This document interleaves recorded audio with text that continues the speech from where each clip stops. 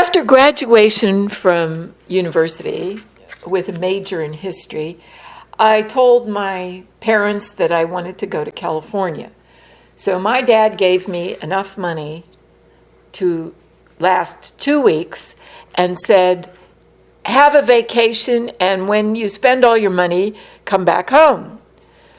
So I got on a bus and came to San Francisco, and I decided that I loved San Francisco, but I was afraid because it was the big world out there, and I didn't know where I was going to start or stay.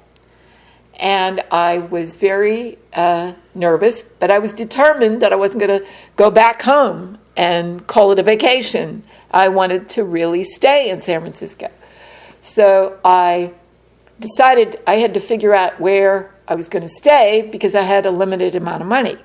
So I bought a map of San Francisco, and I walked blocks to what I saw on the map was a convent of the Sacred Heart.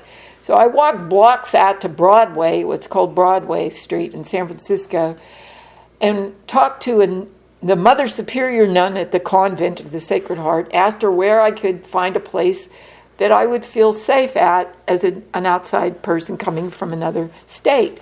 And she suggested that I go to this residence club for Catholic girls on California Street.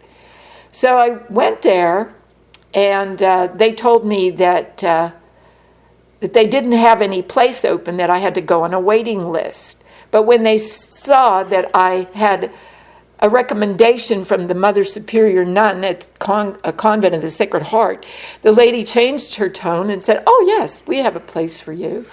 And so I was very happy because it was very inexpensive, and I was able to stretch my money longer than 2 weeks, in fact, maybe for 2 months.